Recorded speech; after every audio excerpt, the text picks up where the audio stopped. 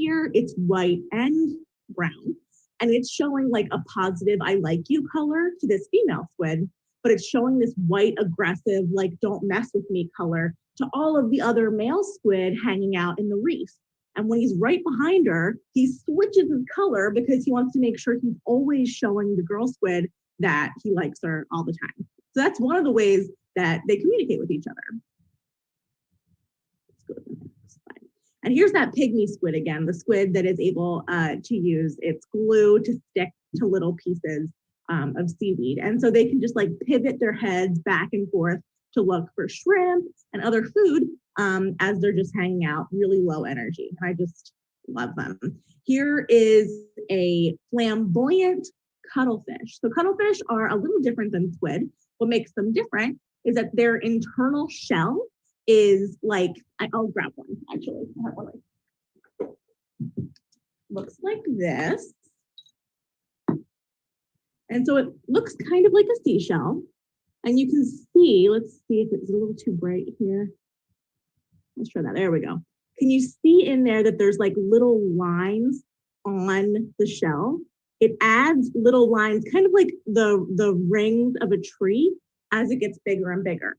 So this cuttlebone would be in like the back of the cuttlefish, like right here. And it helps keep the cuttlefish what's called neutrally buoyant.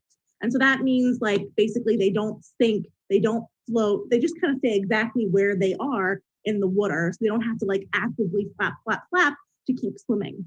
And this little guy, the flamboyant cuttlefish, is trying to signal to everybody to not mess with him. And that's why it's using those like bright, high contrast colors.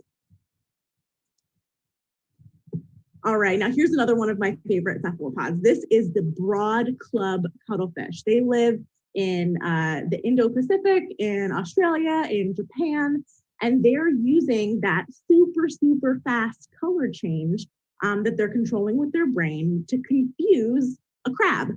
So they're taking this like black band of color, moving it across their bodies like a hypnotist wheel. And then that is basically just confusing the heck out of the crab so that the crab is like, what are you? What's going on? And then the cuttlefish attacks. So that is just amazing. So cool. Here is another reef squid, and squid use ink to get away. There's a lot of reasons that squid use ink, and they can do it in multiple ways.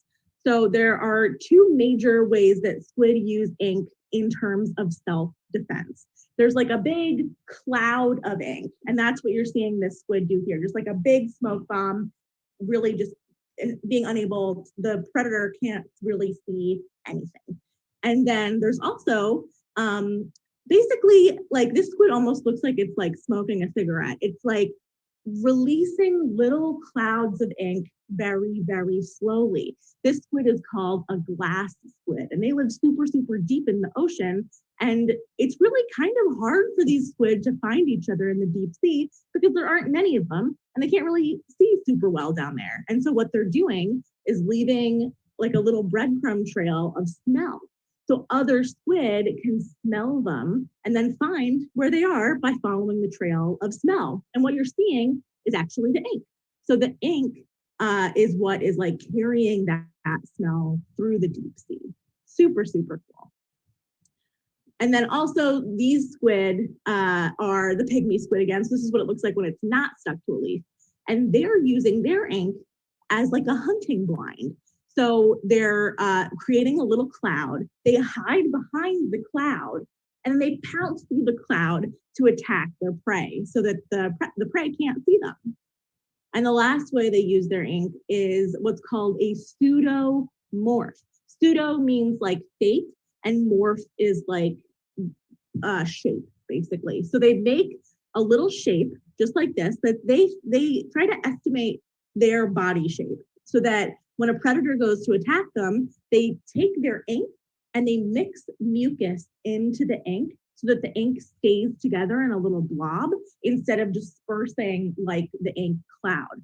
And so because of that, the predator will then see two squid-shaped things And that gives the squid a chance of having the predator attack the thing that's not them. And sometimes squid, instead of making one squid-like blob, will make like 10 of them rapid fire, just like make 10 blobs. And so instead of having a 50% chance of getting the wrong thing, they have like a 90% chance of getting the wrong thing. Because when predators attack to get food, it's like a very quick decision. And so the more confusion the squid can make, the more likely they're going to survive. And then there's bioluminescence. So that's the ability of animals to create light.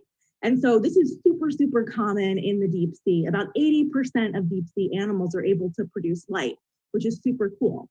And many squid do this as well, even in shallow water animals. So there are many, many examples of animals that do this.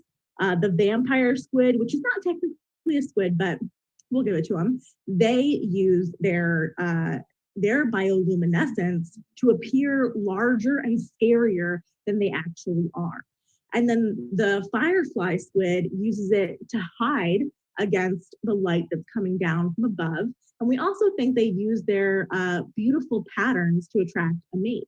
These squid live in Japan, and they all gather there in this one bay around June, and it turns the whole bay blue, and it's really beautiful. And like they'll wash up on the shore, and their two little tentacles have really, really bright bioluminescence in them, and it's amazing, and I want to go see them so bad. And then there's strawberry squid. So strawberry squid are bigger than a strawberry, but they really kind of do look like strawberries because they have photophores all over them. Photophores are the little organs that make the light. And what's also really, really cool about strawberry squid is that one of their eyes is really tiny, and it's used to see the bioluminescence in their general area. And then the eye on the other side is huge. It's really, really big and yellow. And it's used to look up and try to tell the difference between silhouettes above and just the water around the other animals. So most squid that produce light, they make it themselves. They produce the chemicals that produce the light. But some squid, like the squid that I worked with during my PhD, the Hawaiian bobtail squid, they partner up with bacteria in order to create that light. And so they're able to sense how much light is in their environment and then use their bacteria like a little flashlight and match the light that's coming down from above. And so because of that, like this is what a predator would see looking up, trying to find like a little squid snack. And with the help of the bacteria, the squid matches the light coming down from the moon and is able to hide. So it's harder for predators to see them. So I wanted to keep this relatively short so that we could spend the maximum amount of time getting our hands dirty and playing with squid. So if anybody has any questions, please feel free to shoot them at me now, and then we'll get into the squid dissection. Awesome. This is so fantastic. So if any one of you have questions, I haven't seen any come through in the chat, but feel free to either, if you don't want to unmute yourself, pop them in the chat, pop them on Facebook Live. We're looking at those there, and we're happy to ask Sarah for you, or just unmute yourself and ask anything that you ever wanted to know about squids. I am here for you. So I had a question. What type of squid are we dissecting? That's a good question. So it looks like we are dissecting what's called a market squid. And there are two kinds of market squid that I kind of think we would be getting. Either Dorytoothus pelei, which is the squid that lives off the coast of the East Coast, or Dorytoothus opalescens, and it's a very similar squid, but it comes from California. And that's called the California market squid, or the one that we get here on the East Coast, where I live, is the long, thin, inshore squid, which we just call Dorytoothus. And since mine is from Carolina Biological, and so since Carolina is on the East Coast, that's why I think we have a Dorytoothus pelei. But we can just call it a market squid.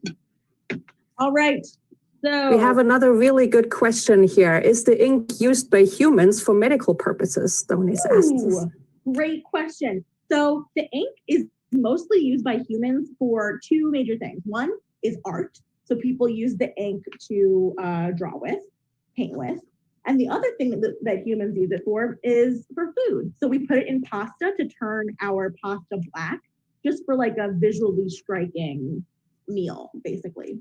Now, this is like research that we're still working on. We think there are little chemicals in squid ink that can kill bacteria, but we don't really know what those are, or at least maybe some scientists do, and I just don't remember, but I don't think we know what they are. And we haven't used them in medicine yet because they're not as strong as other things. So one thing that we're currently working on is trying to identify antibiotics from this one organ in the squid that some of us are going to be able to find in our squid. And when we do, I'll talk about that. So I hope if you have a female squid, you'll have this organ. And if you don't, you won't. And that's okay. I have a question. What's up? Have you ever dissected the squid and is it fun?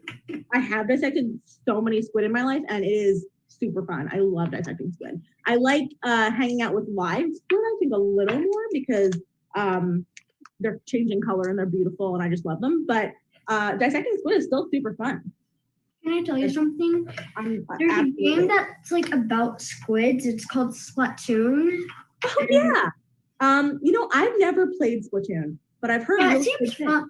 I've played it before. I don't have the thing so you can actually play the ink turf, like ink turf, but I've played like some of the story mode and it's fun. Sarah, would you mind unsharing your screen so that we can see you and then you can guide us through what we need to get ready? Very good point. Okay. Perfect. Thank you.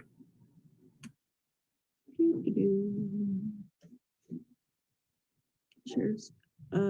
Wait, I think I'm already not sharing screen. Did that stop? Are you just seeing me now? You just stopped. Thanks. Okay. Let me all right, so the first thing you all want to do is just open the bag that your squid is in. You can just use scissors to cut and then plop it on whatever it is that your dissecting tray is. I'm gonna prop up my computer so that you can see what I'm working with.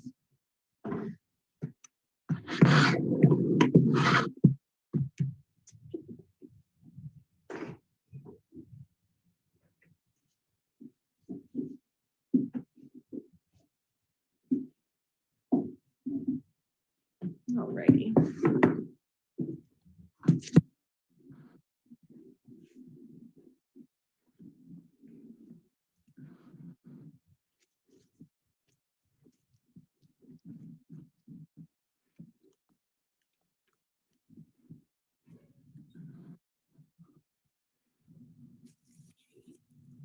Right.